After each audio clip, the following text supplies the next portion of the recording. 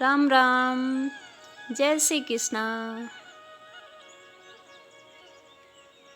इस दुनिया में दो तरह की बुद्धि वाले इंसान रहते हैं, एक तो कुमति और दूसरे सुमति। मति का मतलब होता है बुद्धि। सुमति वाले इंसान हमेशा सद्बुद्धि रखते हैं, अपने हृदय में प्रेम भाव रखते हैं, किसी से घृणा नहीं करते, किसी को कोई अपशब्द नहीं बोलते हैं और हमेशा सद्व्यवहार के साथ जीवन जीते हैं।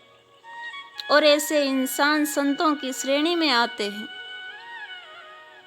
और दूसरे होते हैं कुमति वाले इंसान, जिनकी बुद्धि हमेशा गलत धारणाओं से जुड़ी रहती है, जो हमेशा दूसरों से ईर्ष्या करते हैं, जिनके दिलों में सिर्फ नफरतें होती है और जिनको दूसरों के जीवन से जलन रहती है, जिनका बोला हुआ हर एक शब्द सुनने वाले के हृदय में तीर की तरह चुभता है। और ऐसी बुद्धि वाले लोग हमेशा मूर्ख कहलाते हैं। एक बार किसी इंसान ने तुलसीदास जी से पूछा था कि महाराज, संपूर्ण रामायण का सार क्या है? क्या रामायण में ऐसी कोई चौपाई है जो हमें जीवन जीने की सही दिशा दिखाए, जो हमें पूरी रामायण का सार बता दे? तो तुलसीदास जी ने कहा कि हाँ, एक चौपाई ऐसी है, और वह यह है कि जहाँ सुमति तहाँ संपत्ति नाना, और जहाँ कुमति वहाँ विपत्ति आना। जिस परिवार में या जिस जगह सुमति या सद्बुद्धि वाले लोग रहते हैं, जिनके दिलों में प्रेम भरपूर होता है, जिनका व्यवहार अच्छा होता है, जिनकी वाणी मधुर होती है, वहाँ पर हर प्रकार की संपत्ति और सुख सुविधाएं हर वक्त मौजूद रहती है। और जिस जगह कुमति वाले लोग रहते हैं, वहाँ हमेशा विपत्ति, दुख और कष्ट आते रहते हैं। अयोध्या नगर में सुमति थी, भाई भाई में प्रेम था, पिता पुत्र में प्रेम था, राजा प्रजा में प्रेम था और सास बहू में प्रेम था। इसलिए उजड़ी हुई अयोध्या 14 साल बाद भी वापस बस गई थी। और कुमति थी लंका वासियों में। लंकेश में अहंकार और क्रोध भरपूर था।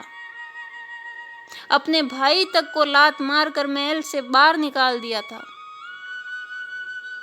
इसलिए उसकी कुमति और अनीति के कारण एक दिन सोने की लंका भी जलकर राख का ढेर बन गई थी।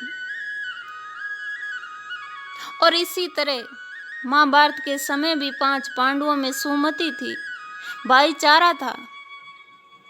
उन पर बहुत बड़ी बड़ी विपदाएं आई थी, पर सबने मिलकर झेली थी और अंत में उनकी विजय हुई थी और हस्तिनापुर राज्य पर उनका अधिकार हुआ था। और कौरव 100 भाई थे, पर उनमें प्रेम नहीं था, उनमें कुमति थी, अनीति थी, दुष्ट व्यवहार था।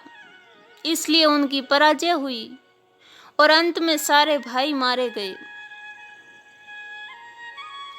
पौराणिक ग्रंथों का हर एक शब्द हमें अच्छे से जीवन जीने की सलाह देता है, मगर हमारा दुर्भाग्य है कि हम आधुनिकता के पीछे अपना सब कुछ भूलते जा रहे हैं।